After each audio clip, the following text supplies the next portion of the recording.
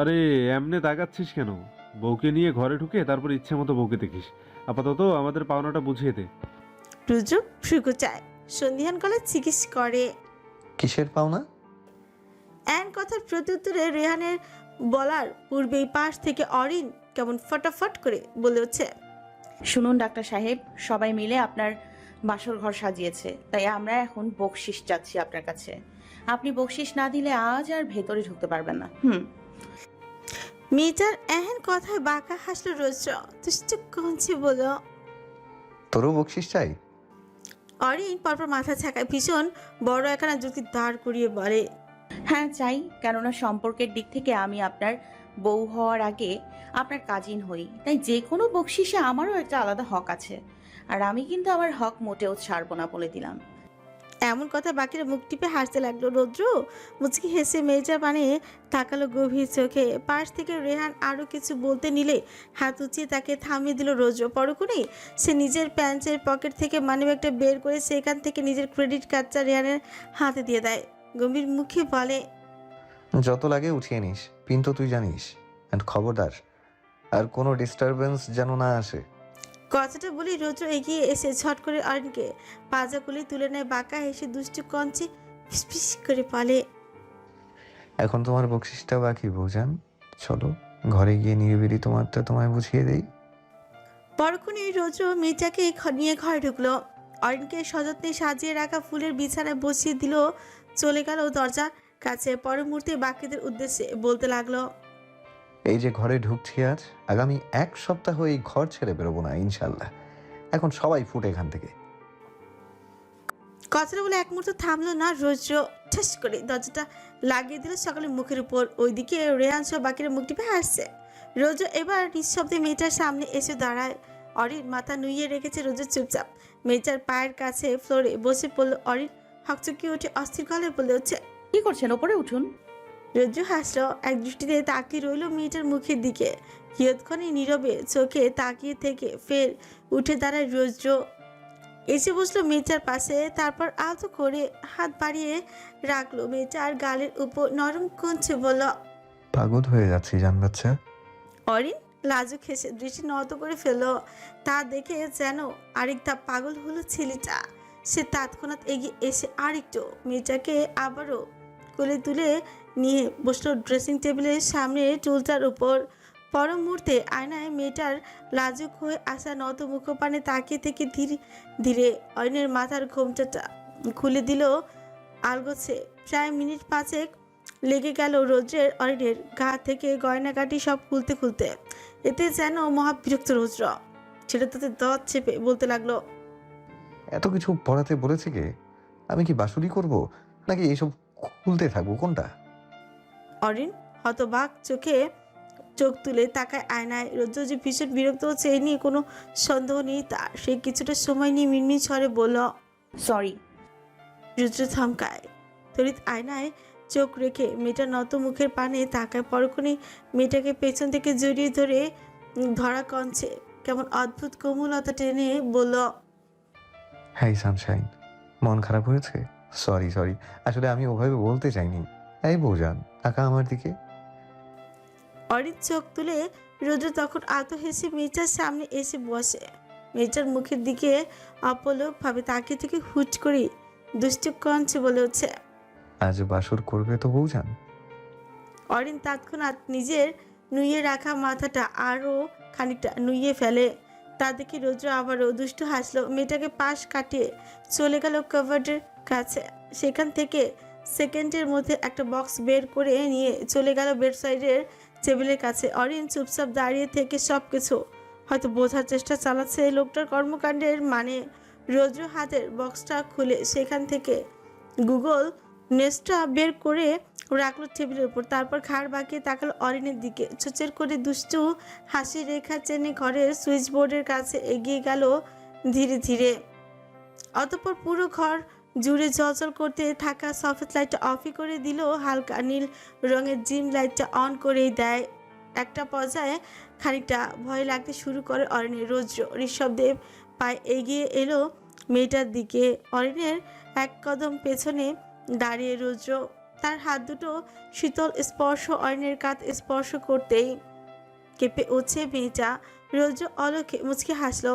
সে হাত বাড়িয়ে মেয়েটার কাঁধে, মেয়েটার মাথায় বেঁধে রাখা খোপাটা আলতো করে টেনে তুলে খুলে ফেলল। পর মুহূর্তে মেয়েটার পিঠ বেয়ে কোমর অবধি নেমে গেল সিল্কি চুলগুলো। রোজ ধীরে ধীরে আঙুলে চুলগুলো আলতো করে সরিয়ে দিল মেয়েটার পিঠের উপর থেকে। পরক্ষণে তার সম্মুখে উন্মুক্ত হলো অরিনের ফর্সা মসৃণ পিঠখানা। রৌদ্র নিঃশালো চোখে তাকায় সেদিকে। তার নিঃশ্বাসের গতিও কেমন ঘন হয়ে আসছে ধীরে ধীরে। গলাটায় তো বরাবরের ন্যায় খড়াই নেমেছে। রৌদ্র শুষ্ক চোখ গিল পরপর অরিনের উন্মুক্ত পিছে। তার আঙুল ছোঁয়াতে ফের কেঁপে ওঠে অরিন। মুহূর্তে হৃৎপিণ্ডটা যেন তার যে পরিমাণে লাফাচ্ছে না, হৃৎপিণ্ডটাকে দেহ থেকে আলাদা করে ম্যারাথনে দাঁড় করিয়ে দিলে নিঃসন্দেহে ফার্স্ট হয়ে যেত। রোজু এবার ধীরে ধীরে মেয়েটার পিছে আঙুল বোলায়। অরিন তৎক্ষণাৎ শটান হয়ে গেল। রোজু বাঁকা হেসে হাসকি স্বরে বলল, আজ তোমার সকল কাঁপাকাঁপির অবসান ঘটবে হানি, সো বি প্রিপেয়ার্ড। এন কথায় মুহূর্তে যেন এক অদ্ভুত ঠান্ডা শীতল স্রোতই নেমে গেল অরিনের শির দ্বারা পেয়ে। রোজু তৎক্ষণাৎ সামান্য গলা উঁচিয়ে বলল, হেই গুগল, প্লে দ্য সং ऐसा ना मुझको तुम देखो। টেবিলের উপর রাখা গুগল নেস্টটা তৎক্ষণাৎ সক্রিয় হয়ে বলল, অলরাইট, প্লেয়িং ऐसे ना मुझे तुम देखो, সন অফ ইউটিউব মিউজিক। প্রায় সেকেন্ডের মধ্যেই পুরো ঘর জুড়ে মৃদু শব্দে গানটা বাজতে লাগলো। অরিন তখন সন্দিগ্ধ কণ্ঠে বলে হচ্ছে, গান লাগাচ্ছেন কেন? রোজ বাঁকা হাসলো। অরিনের মসৃণ পিছে নাক ঘষে দিল আলগোছে। পরক্ষণে সেতে মুখ গুজে রেখেই বলল, হতেই পারে, আমার রুমটা সাউন্ড প্রুফ, তাতে কি? আমি আবার মোটেও নিজের কর্মকাণ্ড নিয়ে গ্যারেন্টি দিতে পারি না। আমার ভালোবাসার ডোজ একটু বেশি হয়ে গেলে তোমার চিৎকার যেন বাইরে না বের হয়, তাই আর কি এই ক্ষুদ্র প্রচেষ্টা। তাছাড়া আমি কোনো রিস্ক নিতে যাচ্ছি না হানি। এন বাক্যে নিঃশ্বাস আটকে আসার উপক্রম অরিনের। রৌদ্র খেয়াল করলো সেটা। সে তৎক্ষণাৎ মেয়েটাকে নিজের দিকে ঘুরিয়ে এনে অরিনের চোয়াল চেপে সামান্য উঁচিয়ে তুলে হাসকি স্বরে বলল, I want test you honey. Orin কি বলবে তা নিয়ে বলে বিপাকে। এদিকে রৌদ্রের নেশালো দৃষ্টি মেয়েটার তিরতির করে কাঁপতে থাকা ঠোঁটের উপর নিবদ্ধ। অতঃপর হয়তো সেকেন্ড খানিক পেরোলো, পরক্ষণে এক গভীর আসলে সে রৌদ্র এক প্রকার ঝাঁপিয়ে পড়লো অরিনের নরম অধর যুগলের উপর। সেটা আলতো করে ছুঁয়ে দিতে লাগলো নিজের উষ্ঠপুটের সাহায্যে। কখনো কখনো উম্মাদের মতো টানতে লাগলো নরম উষ্ঠপুট। শুধু এতটুকুতেই ক্ষান্ত নয় পাগল ছেলেটা। মেয়েটার নরম অধর যুগলের উপর মাঝে মধ্যে দাঁত বসিয়ে দিল আলতো করে। তার অবাধ্য হাতের বিচরণ অরিনের সর্বাঙ্গে। অরিন কাঁপছে সেটার এহেন বেহা স্পর্শে। বরাবরের মতো কুপো কাছে তার কুজো বদনখানি কাঁপতে কাঁপতে গড়িয়ে পড়তে নিলে রোজু তৎক্ষণাৎ মেয়েটাকে নিজের বুক পিঞ্জরের মাঝে টেনে নিল। উষ্ঠপুচের কাজ বল রেখে মেয়েটাকে আলগোছে তুলে নিল পাজা করে। তারপর ধীর পায়ে এগিয়ে গেল বিছানায়। অরিনের উষ্ঠপুচ ছেড়ে দিয়ে তাকে সযত্নে শুয়ে দিল ফুলের বিছানায়। অরিন হাঁপাচ্ছে, সে সাথে তার চোখের পাতায় এসে ভিড় জমিয়েছে রাজস্বম লজ্জা। রোজুর সামনে ঝোঁক গিরে মেয়েটার ঘাড়ের পেছনে হাত বাড়িয়ে দিল। ঘাড়টা আলতো করে চেপে দৌড়ে অরিনকে শোয়া ছেড়ে উঠে বসায় সে। মেয়েটার মুখের কাছে মুখ এনে রৌদ্র হিসিয়ে বলে, আমার বাটনগুলো খোল সানশাইন। অরিন সামনে চোখ গিলে নিজের কাপা কাপা হাতটা বাড়িয়ে দিল রোজের শেরওয়ানির গায়ে। একটা একটা করে রোজের বাটনগুলো খুলো সে। রৌদ্র নেশালো চোখ মেয়েটার কণ্ঠদেশ হতে নিচের দিকে নামছে। অরিন সবগুলো বোতাম খুলে দিল। অবশেষে রৌদ্র তখন আবারও একই ভঙ্গিমায় হিসিয়ে বলল, শেরওয়ানিটা খুলে দাও হানি। অরিন ফের ফাঁকা চোখে দাও খানিকটা উঁচু হয়ে রৌদ্রের দেহটা উন্মুক্ত করতে লাগলো শেরওয়ানি হতে। শেরওয়ানিটা খুলে ফেলতে অরিনের সামনে উন্মুক্ত হলো রোজের লোমহীন পেটানো দেহখানা। তা দেখে অরিনের যেন নিঃশ্বাসখানা ঘন ঘনই হয়ে আসছে ক্রমাগত। রৌদ্র নিজের শুষ্ক অথচোরা জিভ দিয়ে খানিকটা ভিজিয়ে নিল মেয়েটার দিকে তাকিয়ে থেকে বিছানার পাশে পড়ে থাকা শপিং ব্যাগটা হাত বাড়িয়ে দিয়ে দিল। অরিনের হাসকি স্বর বলল, ড্রেসটা চেঞ্জ করে নাও হানি। অরিন মাথা নাড়িয়ে শপিং ব্যাগটি খুলো। পরক্ষণেই যা দেখলো তাতে তার চোখও চরকাস। সে কাঁপা কাঁপা হাত বাড়িয়ে শপিং ব্যাগটা থেকে একটা লাল চকচকে পাতলা ফিনফিনে নাইটি বের করে আনলো। চোখের সামনে সেটাকে ধরে খানিকটা চোখ গিলে আমতা আমতা করে বলল, এটা পরবো? রোদ্র বাঁকা হাসলো, দুষ্টু কঞ্চে বলল, আজকে পড়তে দিচ্ছি, নেক্সট টাইম থেকে রাতের বেলা কিছুই পড়তে হবে না হানি। ভরকায় অরিন। মাত্র ফুট করে কেমন ফুপু করে ঘুরছে মনে হচ্ছে। চোখ দুটো সামনে বুঝে আধার নেমে এসেছে ফুট করে। অরিন কিছুটা সময় নিয়ে বিছানা থেকে উঠতে নিলেই ভাত সাথে রুদ্র। অরিন ভ্রুকুচকে তাকায় রুদ্রের দিকে, চোখে জিজ্ঞাসু চোখে তাকাতেই রুদ্র দুষ্টু কচ্ছে বলল, এখানেই চেঞ্জ করো হানি। এইবার যেন মাথায় আকাশি ভেঙে বলল অরিনের। সে তৎক্ষণাৎ দুই ধারে মাথা নাড়িয়ে নাকচ করে বলে, একদম না, আমি পারবো না এখানে চেঞ্জ করতে। রুদ্র ক্ষুদ্র চোখে তাকায়, এবার ভরট করছে বলে, মেয়ে মানুষ মানেই নাটক, তাই না? আমার বউ হবি, আমার ঘর করবে, অথচ আমার সামনে চেঞ্জ করতেই গাল বাকাস। সাচ আ লেম এক্সকিউজ হানি। অরিনের মাথাটা নিচু করে নিল আলগোছে, হাতের আঙুলে নাইটিটা পেঁচে যাচ্ছে সে। রোদ্র কিছুক্ষণ চুপচাপ তাকিয়ে থাকলো, রইল, তারপর পর মুহূর্তে খিকি বলল, তুই পাল্টাবি নাকি আমি পাল্টিয়ে দেবো, কোনটা? অরিন তৎক্ষণাৎ হকচকে উঠে বলে, এই না না না, আমি করছি। কি? বলেই সে উদ্যত হলো ড্রেস চেঞ্জ করতে। এইদিকে রৌদ্র এক দৃষ্টিতে তাকিয়ে দিল। অরিন বুক ভরে নিঃশ্বাস টেনে লেহেঙ্গা খুলতেই লাগলো। ধীরে ধীরে রৌদ্রের সামনে উন্মুক্ত হলো নারীদের প্রতিটি বাঁক। এক মুহূর্তের জন্য তার নিঃশ্বাস আটকেই গেল কোথাও। হৃৎপিণ্ডটাও ইতিমধ্যে মিস করেছে বেশ কয়েকটা বিচ। অরিন নাইটিটা পরতে নিলে তার হাত দুটো আঁকড়ে ধরে রৌদ্র। অরিন তাকায় নিরেট চোখে, শান্ত কণ্ঠে বলে, হলো তোমার? আর পড়তে হবে না হানি, থাকুক যেভাবে আছে। অরিন মাথাটা নুইয়ে ফেলে লজ্জায়। রোজও নিজেদের মাছের কার দূরত্ব ঘুচিয়ে এগিয়ে আসে, দু হাত মেয়েটার গালে রেখে মুখটা খাইটা উঁচু করে থেমে থেমে বলে, মেরুন কালার কেন পড়তে গেলি সানশাইন? অরিন আলতো করে নিজের ঠোঁট দুটো ভিজিয়ে নেয় জিভ দিয়ে শান্ত কণ্ঠে বলে, পছন্দ তাই। রোদ্র কামুক হাসল। অরিনকে এক ধাক্কা বিছানায় ফেলে দিয়ে নিজেও ঝুঁকে আসে তার উপর। মেয়েটার উচ্চপুটের দিকে কামুক দৃষ্টিতে তাকিয়ে থেকে বলে, একদিনে এতটা পাগল করলে তো সমস্যা হানি। পাগলের পাগলামিগুলো সামলাতে পারবে তো? অরিন বলল না কিছু, শুধু ঠোঁটের কোণে টানো লাজুক হাসে। রোদ্র আবারও আঁকড়ে ধরল মেয়েটার ঠোঁট জোড়া, সেটা আলতো করে বসিয়ে দিল দাঁতের স্পর্শ। মাঝে মধ্যে আসলে সে টেনে নিল ভেতরে। তার অবাধ্য হাত দুটো আবারও চলে গিয়েছে নারীদের লুকায়িত ভাঁজে। অরিন কেঁপে কেঁপে উঠছে রৌদ্রের বেসামার স্পর্শে। রৌদ্র মেয়েটার দিকে তাকায় এক পলক, পরক্ষণেই অরিনের হাত টেনে নিয়ে যায় যে কোনো এক নিষিদ্ধ স্থানে। অরিন তৎক্ষণাৎ কাপা হাতটা সরাতে নিলেই বাদ সাধে রৌদ্র। মেয়েটার কানের কাছে মুখ এনে ফিসফিস করে বলল, do something hard work baby, আম অন। অজ্ঞতা এমন কঠিন কথা, নিজের সকল ধৈর্যের অবসান ঘটল অরিনের। আগুনের স্পর্শে এসে সে নিজেও যেন জ্বলতে লাগলো একইভাবে। ভেতরকার অনুভূতিগুলো ডানা ছাপড়াতে লাগলো মুহূর্তেই। অরিন এক হাতে খামচে ধরল রৌদ্রের পেট। রৌদ্র তখন মেয়েটার বক্ষ বিভাজন হতে মুখ তুলে হাসকি স্বরে বলল, এভাবে না honey, scratch me like a wild cat. সকালে যেন আমার সারা গায়ে তোর নখের ছাপ থাকে। অরিন এবার লজ্জালু হাসলো। রৌদ্রকে ধাক্কা দিয়ে তাকে পাশে শুইয়ে দিয়ে নিজে তার কোমরের উপর উঠে বসলো। রৌদ্র কামুক দৃষ্টিতে তাকে আছে। অরিন হালকা হেসে রৌদ্রের সম্পূর্ণ বদনে হাত চালায়। রৌদ্র তৎক্ষণাৎ ঠোঁট কামড়ে চোখ বুজে নেয়। অরিন ধীরে ধীরে রৌদ্রের বুকের উপর নিজে ঠোঁটের পরশ এঁকেই দেয়। রৌদ্র এবার গুঙিয়ে উঠে ধীর শব্দে।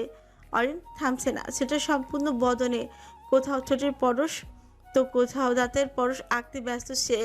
এভাবে প্রায় মিনিট পাঁচেক চলতে ফট করে শোয়া ছেড়ে উঠে বসে রৌদ্র। মেয়েটাকে নিজের আরও খানিকটা কাছে টেনে এনে তার কণ্ঠদেশে মুখ গুজে দেয় আলগোছে। সে তাই কামড় বসতে মৃদু চিৎকার বেরিয়ে আসে মেয়েটার ঠোঁটের ফাঁক গলিয়ে। রৌদ্র থামছে না, তার অবাধ্য পরশে জুড়িয়ে আসছে মেয়েটার সমস্ত কায়া। অরিন কাঁপতে কাঁপতে হেলে পড়লো বিছানায়। রৌদ্র তখন ব্যস্ত হাতে পরনের প্যান্টটা নিচে নামাতেই মুখটা অন্যদিকে ঘুরিয়ে ফেলে অরিন। নিঃশ্বাস তার জুড়ে আসছে ক্রমাগত। রৌদ্র ধীর গতিতে এগিয়ে আসে মেয়েটার নিকট। এক হাতে অরিনের থুতনিতে আলতো করে ধরে মেয়েটাকে ঘুরায় নিচের দিকে, নরম কঞ্চে বলে, আজ তোর দৃষ্টি যেন শুধুমাত্র আমার চোখের দিকেই থাকে। ভুল ক্রমেও যেন সে চোখ না সরে আমার দৃষ্টির ওপর থেকে। মনে থাকবে?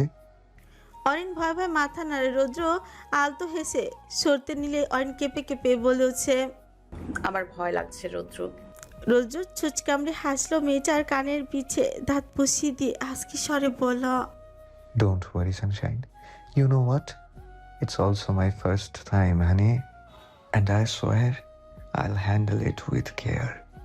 মধ্যরাত, পুরো রুম জুড়ে নীল রঙা নরম আবহ। চারিদিকে এক অদ্ভুত চাপা নিস্তব্ধতা ছড়িয়ে ছিটিয়ে আছে। তবে সে অদ্ভুত চাপা নিস্তব্ধতার মধ্যে দিয়েও ভেসে আসছে একজোড়া কপত কপতির দমকা নিঃশ্বাস, চাপা শীতকার। মাঝে মধ্যে কানে আসছে এক আচি দম বন্ধ করা শব্দ। অরিন গঙ্গা সেদার সম্পূর্ণ কায়া জুড়ে রৌদ্রের অবাধ বিচরণে একেবারে গুড়িয়ে যাচ্ছে মেচা। সেই অবশ্যই আসছে মৃদু চিনচিনে ব্যথায়। অরিন আর সইতে না পেরে হুট করে চেঁচিয়ে উঠে কেঁপে কেঁপে বলে উঠছে, Roudra, you are going too rough, please stop. আমি আর পারছি না। ও কিন্তু কে শোনে কার কথা? বহু দিনকার ক্ষুধার্ত বাঘ খাবার পেলে যেমন বোধ বুদ্ধি হারিয়ে খাবারের উপর ঝাঁপিয়ে পড়ে, আজ রৌদ্রের হালও ঠিক হয়েছে তেমনই। সেটা থামছে না কিছুতেই। অরিন আবার ফুপিয়ে কেঁদে উঠে গুঙিয়ে বলে, ইটস হার্টিং রৌদ্র। রৌদ্র নিচের কর্মে ব্যস্ত থেকে মেয়েটাকে সেন্সেশনাল কঞ্চে বলে হচ্ছে। অরিন ওঠার চেষ্টা চালায়, তবে রৌদ্র পুরুষালী শক্তির সাথে পেরে ওঠা মুশকিল হয়ে গেল মেয়েটার জন্য। সে নিস্তেজ শরীরে রৌদ্রকে ধাক্কা দিয়ে নিজের উপর থেকে সরানোর প্রয়াস চালায়। রৌদ্র দুবার হাত ঠাকায় মেয়েটার, তবে তৃতীয়বার একই কাজ হওয়ায় মেজাজ বিগড়ে যায় ছেলেটা। তার শক্ত গলায় বলে হচ্ছে, বলি সে আবারও ডুব দেওয়া মেয়েটাতে। ওদিকে অরিনের চোখ বেয়ে গড়িয়ে পড়ছে অশ্রু। তা কিসের জন্য কে জানে। প্রায় 8 ঘন্টা চলল এহেন কার্যক্রম। তখনই হুট করে ঘটল আরেক কাণ্ড। রৌদ্রের এত দামি খাটটা হুট করেই ভেঙে পড়লো মাছ দিয়ে। চোখের পলকে রৌদ্র চোখে মুখে রাজস্বম বিরক্তি নিয়ে উঠেই দাঁড়ায়, মুখ কুচকে পিড়পিড় করে বলে, শালার ভাঙার আর সময় পেল না। ধুর। বলেই রৌদ্র মেয়েটার উপর থেকে উঠে দাঁড়ায়। তারপর হাত বাড়িয়ে মেয়েটাকে কোলে তুলে নিল আলগোছে। অরিন হাঁপিয়ে যাচ্ছে অনবরত। তার নিস্তেজ দেহটা রৌদ্রের বাহু ডোরে রৌদ্র তাকে নিয়ে গেল ঘরের কোণঠাসে থাকা সিঙ্গেল সোফায়। সাথে অরিনকে শুয়ে দিয়ে আলতো হেসে বলল, এখনো অনেক বাকি, হানি। কাম, লেটস ফিনিশ দিস ওয়ার্কআউট। ঘাবড়ে যায় অরিন। তরাক দুর্বল দেহটা নিয়ে উঠতে নিলেই তার কোমর চেপে ধরে রৌদ্র। বাঁকা হেসে মেয়েটার দিকে ছোট কামড়ে তাকায়। এক হাঁটু সোফাতে ভর দিয়ে খানিকটা ঝুঁকে আসতেই মোচড়াতে লাগলো অরিন। তা দেখে বেঁচে বিরক্ত রৌদ্র। কণ্ঠে একটা বিরক্তি ঝাঁজ ছেড়ে তা খেসে বলল, এত কিছু করার পরও মোচড়ানো থামছে না কেন তোর? অরিন নির্বাক, ঠোঁটের সাথে ঠোঁট চেপে বসে আছে মাথা নুয়ে। মেয়েটাকে এমন নির্বাক হয়ে বসে থাকতে দেখে এবার যেন বজ্র মায়াই হলো রৌদ্র। চোখ মুখ থেকে মুহূর্তেই এতক্ষণে ছাঁচালো ভাবটা সরে গিয়ে সেটাই ভর করল একরস মায়া। সে তৎক্ষণাৎ হাঁটু গেড়ে ফ্লোরে বসলো। অরিনের 2 হাত নিজের হাতের মুঠোয় টেনে চেপে ধরলো শক্ত করে। অরিন এখনো নিশ্চুপ। রৌদ্র বিচলিত হয়ে মেয়েটার হাত দুটো খানিকটা ঝাঁকিয়ে বলতে লাগলো, এই সানশাইন, তাকা আমার দিকে। অরিন ধীরে সুস্থে চোখ তুলে তাকায়। মেয়েটা ক্লান্ত হয়ে আসা চোখ দুটো দেখা মাত্র অস্থির হয়ে ওঠে রৌদ্র। মনে মনে নিজেকে বিরাট মাপের অপরাধী সাব্যস্ত করতে ভুলল না সে। প্রথমবার যেহেতু মেয়েটাকে এভাবে নাজুক না করলে কি আর এমন হতো? কিছুই হতো না। সে কিভাবে পারলো এতটা কন্ট্রোললেস হতে? কই, সে তো এমন ছিল না। মনের এহেন দুর্লভ ভাবনায় এক মুহূর্তে নিজের কাছে নিজেকে কেমন অপরাধী লাগছে রৌদ্রের। সে তৎক্ষণাৎ উঠে এসে মেয়েটাকে নিজের বুকের মাঝে আলতো করে চেপে ধরে অপরাধী সুরে বলতে লাগলো, আই এম সো সরি বৌজান। আমার সত্যি আর একটু জেন্টল হওয়া দরকার ছিল। আমি সত্যি বুঝতে পারিনি জান বাচ্চা, প্লিজ মাফ করে দে। কণ্ঠ জুড়িয়ে আসছে রৌদ্রের। সেই সাথে চোখ দুটো কেমন ঘোলাটে হয়ে আসছে ক্রমাগত। অরিন ধীরে সুস্থে নিজের হাত দুটো উঠিয়ে আনে রোদ্রের পিঠে, দুর্বল কণ্ঠে কোনো মতে বলে, ইটস ওকে হানি। রৌদ্র হাসলো খানিকটা। অরিনকে বুক থেকে সরিয়ে মেয়েটার কপাল বরাবর ঠোঁটের পরশ এঁকে দিল সযত্নে। পরক্ষণেই থিমি স্বরে বলল, ফ্রেশ করিয়ে দেই বউজান, চলো। অরিন মৃদু হাসলো, হাত দুটো দিয়ে রৌদ্রের গলা জড়িয়ে ধরে নরম কণ্ঠে বলল, আপনি করাবেন? রৌদ্র সরু চোখে তাকায় এবার, মুখটা খানিক নিচু করে অরিনের কানের কাছে ফিসফিস করে বলে উঠছে, আর কি কি করলে আপনি আমায় আপনি বাদে তুমি বলবেন সানশাইন?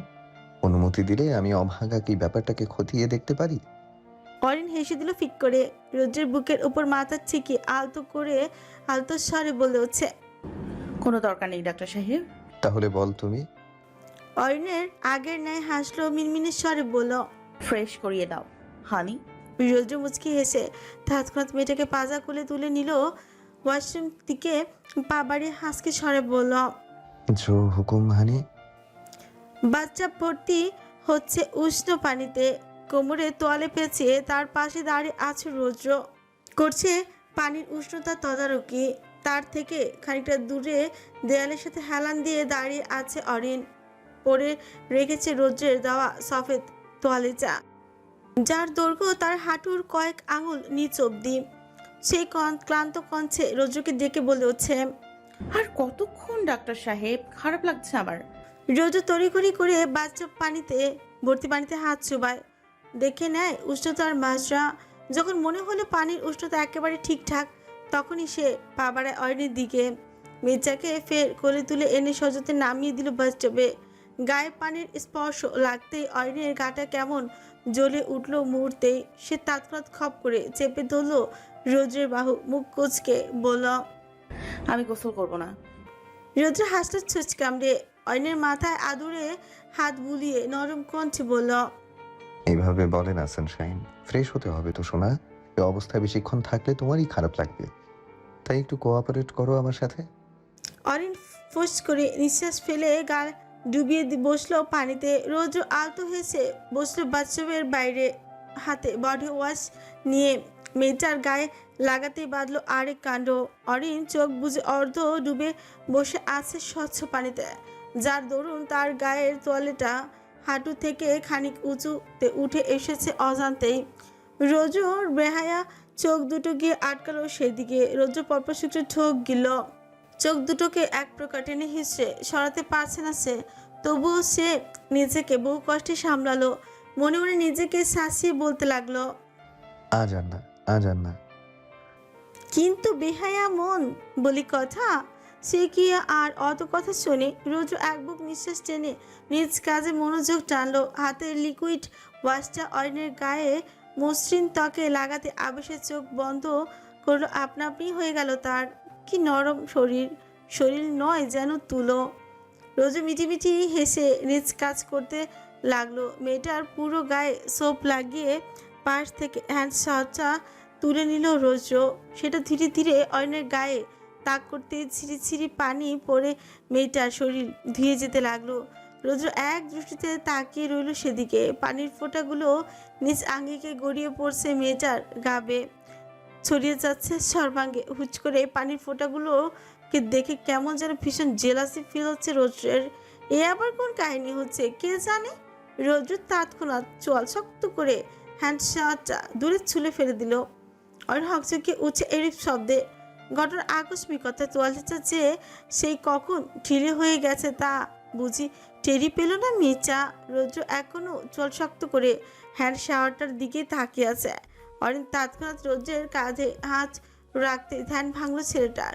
তড়িৎ খাড় বাঁকিয়ে চাইল মেয়েটার পানে। অস্ফুট সে কিছু একটা বলবে তার আগেই তার চোখ গেল অন্য কোথাও। অরিন রৌদ্রের দিকে তাকিয়ে বলতে থাকে, কি হলো? এটা এভাবে ছুঁড়ে ফেললেন কেন? না। কথা বলার এক পর্যায়ে অরিন স্পষ্ট টের পেল তার গা থেকে তলেটা আলগা হয়ে নিচে নেমে গেছে। মুহূর্তে থমকে গেল মেয়েটা, মুখ কেঁপে উঠল অজানা ভয়ে, লজ্জায় লাল হয়ে গেল সম্পূর্ণ মুখমণ্ডল। সে তড়িঘড়ি করে দুহাত দিয়ে নিজেকে আড়াল করবার চেষ্টা করতে তার হাত দুটো খপ করে চেপে ধরে বাদশাদের রৌদ্র অরিন থমকায়। লজ্জায় মূর্ছা যাওয়ার মতো অবস্থা তার। এদিকে রৌদ্রের হাল বেহাল, চোখ দুটো আটকেছে বেহায়ের মতো, বুকের ভিতর নৃত্য তুলতে ব্যস্ত তার হৃৎপিণ্ড। একটু কান পাতলেই বাইরে থেকে স্পষ্ট শোনা যাবে তা। রৌদ্র জিভ দিয়ে নিজের শুষ্ক অধৈর্যরা খানিক ভিজিয়ে নিল। গলাটায় হঠাৎ খরা নেমেছে মনে হচ্ছে। রৌদ্র সে ঠোঁট গোল করে নিঃশ্বাস ফেলতে লাগলো ক্রমাগত। না, কাজ হচ্ছে না। চরিত্র আবারও নষ্ট হতে চাইছে তার। রৌদ্র তৎক্ষণাৎ নিজের চোখ দুটো বন্ধ করে আবারও মেলে তাকালো কাঁপতে থাকা মেয়েটার দিকে, মুখগ্রস্ত দৃষ্টি তাক করে আজকে স্বরে বলল, সানশাইন আয় না প্লিজ। অরিন শুষ্ক ঠোক গিলে মুহূর্তেই তার সম্পূর্ণ বদনে বয়ে গেল এক মৃদু ঝঙ্কার। সে তৎক্ষণাৎ দুদিকে মাথা নাড়িয়ে অনুন্মেষ সুরে বলল, প্লিজ।